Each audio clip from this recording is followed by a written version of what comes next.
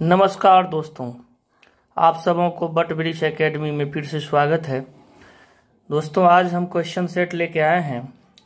Biology का जितना topic आपका हो गया है क्लियर, उससे आज हम लोग टेस्ट देख रहे हैं और टेस्ट में जो भी कंफ्यूजन आएगा उसको आप कमेंट बॉक्स में बोलिएगा। फिर आगे देखते हैं इसमें आप लोग कितना अच्छा करते हैं। चलिए स्टार्ट लेते हैं। दोस्तों, पहला जो क्वेश्चन है हमारा वो है क्लोरोप्लास्ट मेम्ब्रेन इज। देखिए, बायलिंगुअल यहाँ है, हिंदी और इंग्लिश दोनों में जो है सो लिखा गया है। तो इसलिए सबसे पहले हम आपको इंग्लिश जो है सो यहाँ डील करेंगे, फिर हिंदी डील करेंगे, ठीक है। तो पहला क्वेश्चन है क्लोरोप्लास्ट मेम्ब्रेन इज। फर्स्ट इसका ऑप्शन है single layered, double layered, multiple layered और कंपाउंड स्ट्रक्चर, ठीक है। इसी क्वेश्चन का हिंदी में अगर आप देखिएगा तो लिखा हुआ है हरित लवक की झिल्ली होती है। हरित लवक की झिल्ली होती है एक परतीय, द्विपर्तीय, बहुपर्तीय और संयुक्त संरचना। क्लियर हो गया? तो क्वेश्चन शायद आपको समझ में आ गया होगा। हमने कहा यहाँ पर जो क्लोरोप्लास्ट जो है, जो आप प्लास्टिड में पढ़े हैं, जो क्लोरोप्लास्ट एक टाइप है प्लास्टिड का, उसका जो मेम्ब्रेन है वो कितने लेयर का बना हुआ है, ठीक है। तो आंसर कीजिए।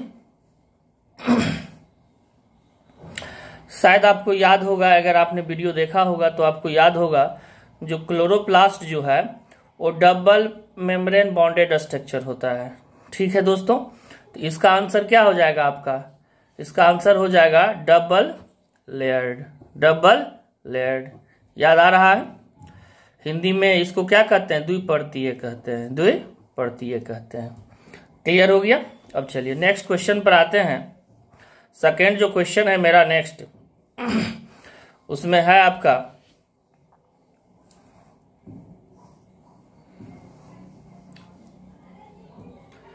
सेकेंड क्वेश्चन में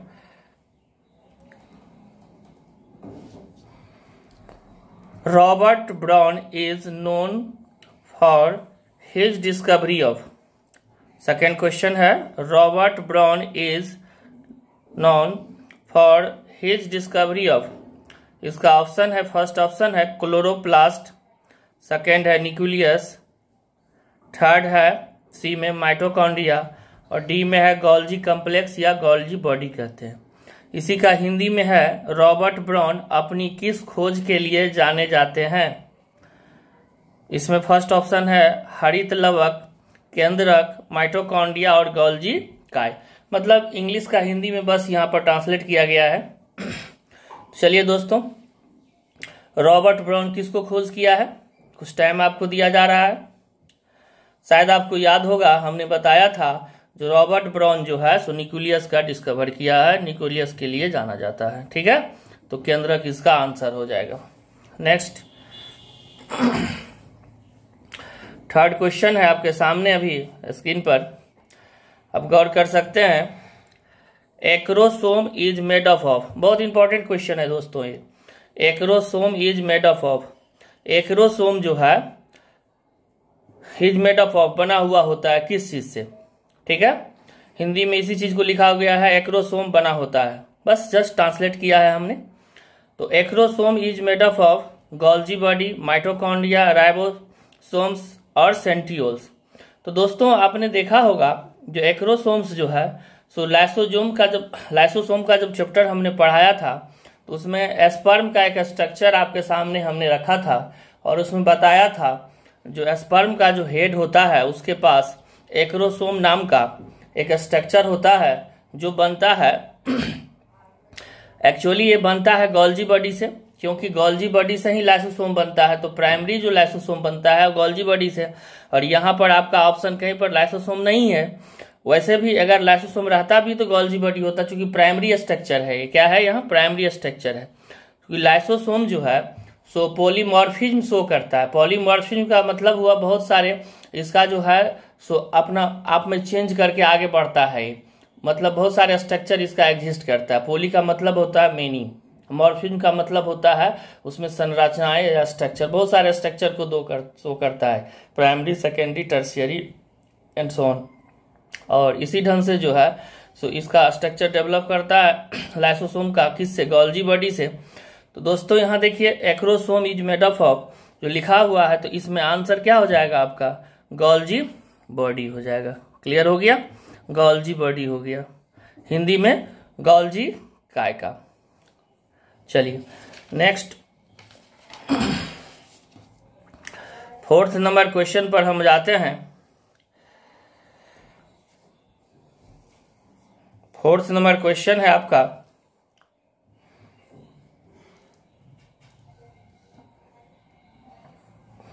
फोर्थ नंबर क्वेश्चन है, lysosomes are called suicidal bags because they have. आपने पढ़ा होगा, वीडियो देखा होगा, अगर नहीं देखा है दोस्त तो जाके देख सकते हैं आप। लाइसोसोम्स को बहुत ही बेहतर ढंग से क्लियर किया गया है। प्लांट सेल का पार्ट होता है, सॉरी एनिमल सेल में आपने जो है सो यहाँ देखा होगा लाइसोसोम्स, और जो है क्लियर किया गया है टॉपिक हेडिंग दे करके, सेंट्रियोल्स और लाइसोसोम्स एनिमल सेल में, उसमें आपने पढ़ा होगा और बहुत बेहतर ढंग से पढ़ाया गया है दोस्तों। तो जाके वहाँ अगर कंफ्यूजन है तो आप देख सकते हैं। तो lysosomes are called suicidal bags because they have, कह रहा है हिंदी में लाइसोसोम्स को आत्महत्या की थैली कहते हैं क्योंकि उनमें होता है। आपका इंग्लिश में ऑप्शन है hydrolytic enzyme, parasitic activity, food vacuole, catabolic enzyme, और हिंदी में इसी ऑप्शन को ट्रांसलेट किया गया है जल अपघटनीय एंजाइम, पर जीवीय अभिक्रिया, भोजन रसधानी और अपपाचन एंजाइम।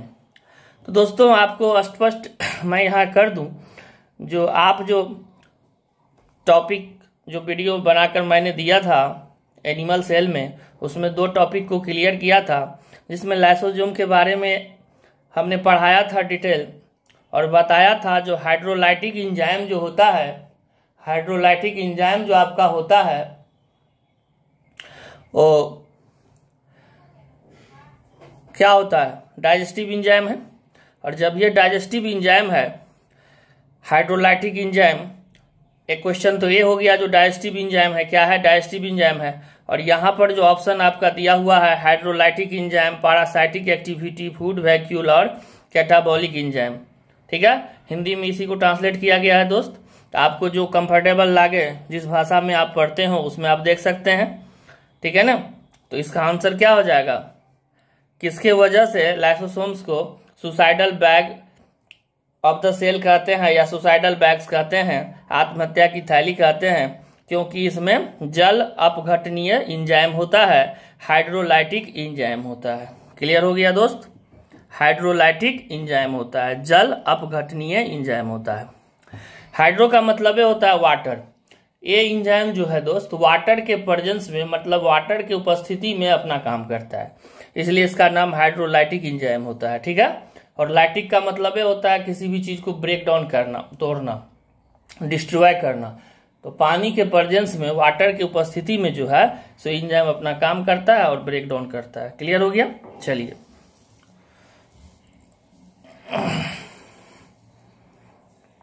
और नेक्स्ट जो 5th क्वेश्चन है आपका, 5th जो क्वेश्चन है उसको देखिए।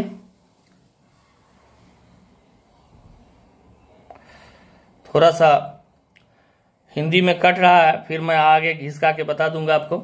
चलिए देखते हैं। सेंट्रियोल टेक्स पार्ट इन, कह रहा है centriole takes part in, centriole भाग लेता है, सेंट्रियोल भाग लेता है। तो initiation of cell division, initiation of nucleus formation, initiation of spindle fibres formation, initiation of plate formation, ठीक है दोस्तों। इसी चीज को हिंदी में लिखा हुआ है, जो सेंट्रियोल्स भाग लेता है कोशिका विभाजन को प्रारंभ करने में, केंद्रक निर्माण को प्रारंभ करने में, तरकु तंतु निर्माण को प्रारंभ करने में और प्लेट निर्माण को प्रारंभ करने में। प्लेट निर्माण को प्रारंभ करने में, प्लेट निर्माण को प्रारंभ करने में। ठीक है दोस्तों, आप गौर से इसको समझ लीजिए। जो सेंट्रियोल्स किस चीज में भाग लेता है, तो ऑलरेडी आपने देखा था जो सेंट्रियोल जो है सो स्पिंडल फाइबर का निर्माण करता है, तरकु तंतु का निर्माण करता है। दोस्त क्या करता है? तरकु तंतु का निर्माण करता है। याद आ रहा है ना? हम बताए थे जो एनिमल सेल में जब कोशिका विभाजन होता है, सेल डिवीजन होता है, तो उसमें जो है स्पिंडल फाइबर का जो निर्माण होता है वो सेंट्रियोल्स करता है। बहुत ही बेहतर ढंग से क्लियर किया था। तो अगर आपने वीडियो नहीं देखा है या क्लियर नहीं है तो प्लीज जाके आप वहां देख सकते हैं। ठीक है, तो centrioles take part in, answer क्या हो जाएगा? Initiation of spindle fibres formation. Answer will be C. Answer आपका क्या हो जाएगा? सी हो जाएगा। हिंदी में नहीं, तरकु तंतु निर्माण को प्रारंभ करने में। ठीक है, तरकु तंतु निर्माण को प्रारंभ करने में। ठीक है दोस्तों, तरकु तंतु निर्माण को प्रारंभ करने में। चलिए नेक्स्ट क्वेश्चन चलते हैं हम 6 पर। 6 क्वेश्चन हमारा कर रहा है, centriole is found in animal cell, prokaryotes, red algae, flowering plants. 4 option है दोस्त। पहला है animal cells, prokaryotes, red algae और फ्लावरिंग प्लांट्स। तो देखिए सेंट्रियोल्स में भी हमने बहुत क्लियर किया था, इसको बहुत ढंग से बताया था और बताया था जो बायोलॉजी एक एक्सेप्शन का साइंस है, विज्ञान है, और इसमें कहीं न कहीं कुछ न कुछ अपवाद रहता ही है हर टॉपिक के साथ। तो और हमने इसको बताया था जो सेंट्रियोल इज फाउंड इन। तो देखिए दोस्त, प्रोकैरियोट में तो सेंट्रियोल होगा नहीं, क्योंकि बैक्टीरिया सबका एग्जाम्पल आता है। आपको जो है सो सेल के बारे में जो शुरू में फर्स्ट वीडियो दिया गया है उसमें आपको प्रोकैरियोट, यूकैरियोट इसके बारे में भी बताया गया है। रेड अलगी में नहीं होता है दोस्त, अलगी में होता है, ग्रीन अलगी में होता है, क्योंकि एक्सेप्शन में आ जाता है चीज। फ्लावरिंग प्लांट्स में भी नहीं होता है, ठीक है ना, फ्लावरिंग प्लांट्स में भी नहीं होता है। तो सेंट्रियोल्स किस में होता है? एनिमल सेल में होता है। किस में होता है? एनिमल सेल में होता है। तो यहां भी जो है सो हिंदी में दिया गया है, तारक केंद्रक पाया जाता है। तो आंसर क्या हो जाएगा? प्रोकैरियोट में नहीं होगा, लाल शैवाल में नहीं होगा, पुष्पित पौधा जो है उसमें भी नहीं होगा। तो आंसर क्या हो जाएगा आपका? प्राणी कोशिकाओं में। क्या हो जाएगा? प्राणी कोशिकाओं में, एनिमल सेल में। क्लियर हो गया दोस्त? अब चलिए, अब नेक्स्ट हम लोग 7 नंबर क्वेश्चन चलते हैं।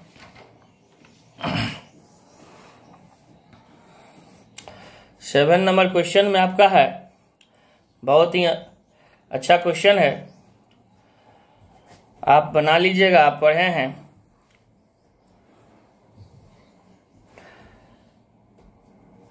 The founder of cell theory कह रहा है, सेल थ्योरी का फाउंडर कौन है? Founder of cell theory was Rudolf Virchow, Robert Hooke, de Duve, Schleiden and Schwann. Hindi में इसी को लिखा गया है। कोशिका सिद्धांत के प्रतिपादक थे Rudolf Virchow, Robert Hooke, D ड्यूवे, Schleiden और श्वान। तो आपको टॉपिक के लास्ट में बताया गया था, जब हमने सेल का कुछ डिस्कवरी बताया था, तो उसमें एक टॉपिक है हिस्ट्री ऑफ सेल, आप जाकर के उसको देख सकते हैं। उसमें आपको लास्ट में बताया गया था जो सेल का जो थ्योरी दिया गया था वो किसके द्वारा दिया गया था? स्लाइडेन और श्वान के द्वारा दिया गया था। स्लाइडेन और श्वान के द्वारा दिया गया था। तो स्लाइडेन एक बॉटनिस्ट है और एक जूलॉजिस्ट है, नहीं, स्लाइडेन साहब जूलॉजिस्ट है और श्वान साहब जो है बॉटनिस्ट है, जर्मन साइंटिस्ट है दोनों, और इन्होंने सेल थ्योरी दिया था। ठीक है, क्लियर हो गया? चलिए दोस्तों, तो आंसर क्या हो जाएगा आपका? डी। आंसर क्या हो जाएगा? D. Next question, 8 number question हम देखते हैं।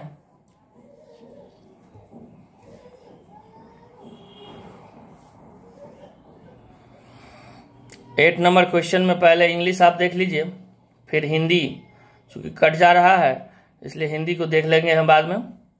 कह रहा है which one of the following is not a feature of prokaryotic cell। बहुत इंपॉर्टेंट क्वेश्चन है दोस्तों, इसको क्लियर कर लीजिएगा तो समझिए आपका कंसेप्ट प्रोकैरियोट यूकैरियोट का पूरा क्लियर है। कह रहा है which of the following is not a feature of prokaryotic cell। First option है absence of histone protein in the chromosomes, second option है absence of genetic material, third है absence of cell organelles, और D option है absence of nuclear membrane. Nuclear membrane, absence of nuclear membrane and nucleus. तो गौर से देखिए दोस्त, यहाँ क्या लिखा हुआ है, which of the following is not a feature of prokaryotic cell। तो नोट लिखा हुआ है दोस्त, नहीं लिखा हुआ है, ठीक है ना, नहीं लिखा हुआ है, मतलब निम्न में से कौन प्रोकैरियोटिक कोशिका का लक्षण नहीं है, नहीं है। तो गौर करने वाली बात यहाँ पर यह है, जो नहीं है इसको हमको खोजना है, जो है वो नहीं।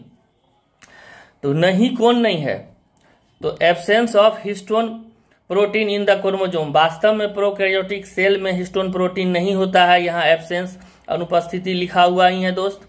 Absence of genetic material, absence of genetic material, point to be noted. क्या जेनेटिक मटेरियल नहीं होता है? ऑफ कोर्स होता है, डीएनए होता है, भले ही बिना हिस्टोन प्रोटीन का होता है। आपको बताया गया था बहुत क्लियर से, आप जाके देख सकते हैं प्रोकैरियोट यूकैरियोट जो शुरू का वीडियो, फर्स्ट वीडियो दिया गया है उसमें क्लियर है। Absence of cell organelles, absence of cell organelles, तो absence of genetic material, absence of cell organelles. तो यहां पर क्या हो रहा है, absence of genetic material, absence of cell organelles. Cell organelles क्या नहीं होता है, एब्सेंस ऑफ सेल ऑर्गेनेल्स। आपको पता है दोस्तों 70S राइबोसोम्स होता है, 70S राइबोसोम्स होता है। एब्सेंस ऑफ न्यूक्लियर मेम्ब्रेन और न्यूक्लियस, क्या न्यूक्लियर मेम्ब्रेन और न्यूक्लियस इसमें होता है? तो न्यूक्लियर मेम्ब्रेन नहीं होता है, न्यूक्लियर मेम्ब्रेन नहीं होता है, और न्यूक्लियस भी नहीं होता है। न्यूक्लियस के स्थान पे क्या होता है, सिर्फ नेकेड डीएनए होता है ना। चलिए अब हिंदी वाले दोस्तों के लिए थोड़ा सा बढ़ाते हैं। चलिए अब हिंदी का पूरा आ रहा है। निम्न में से कौन प्रोकैरियोटिक कोशिका का लक्षण नहीं है, जो प्रोकैरियोटिक सेल में नहीं पाया जाता है? दोस्तों क्वेश्चन आप समझ गए होंगे। कह रहा है गुणसूत्रों में हिस्टोन प्रोटीन की अनुपस्थिति होती है, बात सही है। गुणसूत्र जो होता है क्रोमोसोम, उसमें हिस्टोन प्रोटीन नहीं होता है, नहीं। आनुवंशिक पदार्थों की अनुपस्थिति होती है, तो आनुवंशिक पदार्थ की अनुपस्थिति होती है, आनुवंशिक पदार्थ जो है वो तो होता है ना। कोशिकाओं की अनुपस्थिति होती है, बात तो गलत है ना दोस्तों। कोशिका की तो अनुपस्थिति, कोशिकांगों की अनुपस्थिति तो 70S राइबोसोम होता है, इसमें 70S टाइप राइबोसोम्स होता है ना दोस्त। 70S टाइप्स राइबोसोम्स होता है। केंद्रक कला मतलब न्यूक्लियर मेम्ब्रेन तथा न्यूक्लियस की अनुपस्थिति होती है, ये बात भी सही है, जो अनुपस्थिति होता है। कह रहा है जो कौन लक्षण नहीं है, तो ये लक्षण है, ये भी लक्षण है, ये भी लक्षण है, लेकिन आनुवंशिक पदार्थों की अनुपस्थिति की बात जो कह रहा है ये गलत कह रहा है दोस्त। अनुपस्थिति नहीं, उपस्थिति होता है, नहीं मतलब प्रेजेंस ऑफ जेनेटिक मटेरियल होता है, एब्सेंस नहीं। यहाँ क्या होना चाहिए था, प्रेजेंस। इसलिए आंसर क्या हो जाएगा, यहाँ नोट लगा हुआ है, निम्न में से कौन प्रोकैरियोटिक कोशिका का लक्षण नहीं है? तो ये तीनों लक्षण है, ए है, सी है, डी है, बी लक्षण नहीं है, ठीक है ना। तो आंसर आपका क्या हो जाएगा दोस्त, आंसर हो जाएगा बी। आंसर क्या हो जाएगा, बी। अब इंग्लिश वाले दोस्त भी देख लें, आंसर क्या हो जाएगा, B. Absence of genetic material, ये बात गलत है ना, क्योंकि नोट लगा हुआ है, कौन गलत है कह रहा है ना। निम्न में से कौन प्रोकैरियोटिक कोशिका लक्षण नहीं है, तो ये लक्षण नहीं है, बाद बाकी सारे लक्षण है। थोड़ा सा टफ क्वेश्चन था दोस्त, बनाइए, चूंकि आपने पढ़ा है कंसेप्ट क्लियर करके, इसलिए कोई दिक्कत नहीं है। अब नेक्स्ट चलते हैं हम लोग 9 नंबर क्वेश्चन। 9 नंबर क्वेश्चन आपका कह रहा है 9 नंबर क्वेश्चन कह रहा है जो cell organelle present in bacteria is, कह रहा है बैक्टीरिया में कौन सेल ऑर्गेनेल पाया जाता है। अभी जस्ट हमने प्रोकैरियोट में डिस्कस किया है दोस्त। तो क्या हो जाएगा, गोल्जी बॉडी नहीं होगा, माइटोकॉन्ड्रिया नहीं होगा, प्लास्टिड नहीं होगा, तो क्या होगा दोस्त, राइबोसोम तो होगा।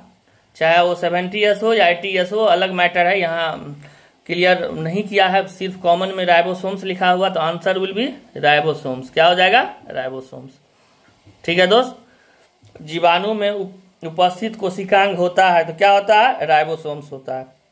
क्या होता है, राइबोसोम्स होता है। चलिए अब नेक्स्ट क्वेश्चन पर हम लोग चलते हैं। अब हमारे स्क्रीन पर 10 नंबर क्वेश्चन है, आप गौर से इसको देखिए और बनाइए। बहुत ही अच्छा क्वेश्चन है, क्लियर आ रहा है व्यू। चलिए दोस्त 10 नंबर क्वेश्चन आपका कह रहा है, 10 नंबर क्वेश्चन आपका कह रहा है, गौर से देखिए, अब व्यू आ रहा है पूरा। कह रहा है the functions of amyloplast is to, amyloplast याद होगा दोस्त, हम बताया था एमाइलोप्लास्ट के बारे में बहुत डिटेल। क्या करता है इसका, एमाइलोप्लास्ट का कार्य क्या है, ठीक है, हिंदी में क्या हो गया, एमाइलोप्लास्ट का कार्य क्या है, store fats, absorbs water, store starch, absorbs light. Hindi में इसको कहते हैं एमाइलोप्लास्ट का कार्य है, फर्स्ट ऑप्शन है वसा संग्रह, बी में है पानी को अवशोषित करना, सी में है मंड संग्रह, और डी में है प्रकाश अवशोषित करना। क्लियर हो गया, आपको शायद क्वेश्चन समझ में आ गया होगा। कह रहा है एमाइलोप्लास्ट का कार्य क्या है, तो क्या कार्य है एमाइलोप्लास्ट का। एमाइलो टर्म जो आता है दोस्त, वो फैट से आता है, वसा से आता है, तो क्या स्टोर करता है, स्टोर फैट्स। ये आंसर हो जाएगा आपका। ठीक है, आप जाके देख सकते हैं जहां पर प्लास्टिड पढ़ाया गया है वहां पर काफी डिटेल दिया गया है। आपको एक वीडियो मिलेगा जिसमें सेल वॉल प्लास्टिड है ना, कुछ इस ढंग से हेडिंग आपको मिलेगा, वैक्यूल। अब जा करके उस वीडियो को फिर से एक बार देख सकते हैं अगर नहीं देखे हैं तो। और जो दोस्त पहली बार मेरे चैनल पर आए हैं वो जा करके बायोलॉजी का जितना वीडियो पढ़ा हुआ है उसको देखें, और केमिस्ट्री का भी पढ़ा हुआ है कुछ, आगे केमिस्ट्री बायोलॉजी कंटिन्यू चलता रहेगा दोस्त। चलिए, और इसी ढंग से आप लोग टेस्ट देते रहिए, हर टॉपिक के साथ टेस्ट रहेगा। मैं कोशिश करूंगा जो हर टॉपिक के साथ टेस्ट हो, और अपना जो है सो नॉलेज इंप्रूव करते रहिए। नेक्स्ट क्वेश्चन चलिए अब 11 नंबर क्वेश्चन आपके स्क्रीन पर ये रहा। अब गौर से देखिए, थोड़ा सा हिंदी वाले दोस्तों के लिए ऑप्शन आ गया, कोई दिक्कत नहीं है, वो भी क्लियर आ गया, वो लग रहा था जो कटेगा, क्लियर आ गया। अब चलिए, the plastids that give fruits and flowers their orange and yellow color are the, कह रहा है फलों और फूलों को नारंगी और पीले रंग प्रदान करने वाले लवक है। ठीक है दोस्त, तो ऑप्शन दिया हुआ है इंग्लिश में, क्लोरोप्लास्ट, क्रोमोप्लास्ट, लिकोप्लास्ट, एमाइलोप्लास्ट दिया हुआ है ना। क्लोरोप्लास्ट, क्रोमोप्लास्ट, लिकोप्लास्ट और एमाइलोप्लास्ट दिया हुआ है। एमाइलोप्लास्ट दिया हुआ है, हिंदी में दिया हुआ है इसी को। क्वेश्चन एक बार हिंदी वाले को पढ़ देते हैं। फलों और फूलों को नारंगी और पीले रंग प्रदान करने वाले लवक है मतलब प्लास्टिड कौन है, तो हरित लवक, वर्णी लवक, अवर्णी लवक और एमाइलोप्लास्ट। तो दोस्तों जब ये कलर की बात होगा तो क्या होगा, पढ़ाया गया है काफी डिटेल, आप जाके वीडियो देख सकते हैं। क्रोमोप्लास्ट होगा। कलर किस कौन देता है, क्रोमो का मतलब होता है कलर, क्रोमो का मतलब क्या होता है, कलर। तो आंसर क्या हो जाएगा आपका, बी नहीं, वर्णी लवक, वर्ण का मतलब होता है कलर दोस्त, ठीक है, अब हम जो लास्ट क्वेश्चन जा रहे हैं वो काफ़ी इंपॉर्टेंट है, 12 नंबर क्वेश्चन। क्योंकि जितना आपको टॉपिक पढ़ाया गया उसमें से इंपॉर्टेंट क्वेश्चन लेके आए हैं आपके सामने। तो दोस्तों गौर कीजिएगा, आपको बताया गया था क्लोरोफिल का फॉर्मूला क्या है, नहीं क्लोरोफिल का, तो द फॉर्मूला फॉर क्लोरोफिल काफ़ी इंपॉर्टेंट क्वेश्चन है, जनरली आते रहता है हर एग्जाम में और इसको आपको याद कर लेना चाहिए। तो क्लोरोफिल, जिसको हिंदी में पर्णहरित कहते हैं, तो क्लोरोफिल या पर्णहरित का सूत्र है। दोस्त हमने लिखाया था आपको, ये तो बस याद करने की चीज़ है, तो याद कर लीजिएगा। आप वीडियो में जाके देख सकते हैं जहाँ पर प्लास्टिड पढ़ाया गया है। क्लोरोप्लास्ट के अंदर क्लोरोफिल होता है और क्लोरोफिल का फार्मूला हमने लिखा है। और आपको एक ट्रिक भी बताया था, जो कार्बन 55, हाइड्रोजन 72, ऑक्सीजन 5 और नाइट्रोजन 4 और एक मैग्नीशियम। इसमें बताया था जो ऑक्सीजन कितना होगा 5 होगा, इसके बाद नाइट्रोजन 4 होगा कमेगा और एक ठो मैग्नीशियम होगा।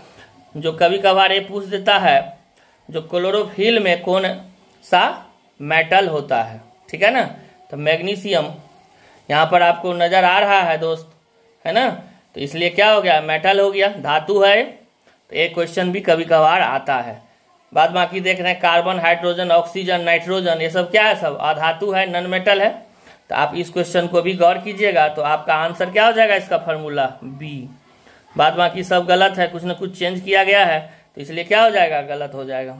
क्लियर हो गया दोस्तों? तो शायद आपको पूरा क्लियर हो गया होगा। तो चलिए अब आप लोगों से एक रिक्वेस्ट है, जो है अगर ये मेरा प्रयास आपको अच्छा लगा है तो इसको लाइक कीजिए, शेयर कीजिए, सब्सक्राइब कीजिए और दोस्तों के साथ शेयर कीजिए। हम पूरे साइंस को अभी कवर करने जा रहे हैं, बायोलॉजी, केमिस्ट्री, फिजिक्स भी करेंगे, फिजिक्स भी शुरू लेंगे और इसी ढंग से हर टॉपिक के साथ आपका क्वेश्चन सेट रहेगा, ताकि आप क्या पढ़े हैं, क्या समझे हैं, इसका फीडबैक आपको भी पता चलेगा और हमको भी पता चलेगा। हाँ दोस्त, आप लोग कितना बनाए हैं, क्योंकि हर क्वेश्चन के साथ हमने कुछ टाइम दिया है, तो आप कितना बनाए हैं, कितना कंसेप्ट आपका क्लियर हुआ है, एक कमेंट बॉक्स में ज़रूर लिखिएगा। Thank you very much.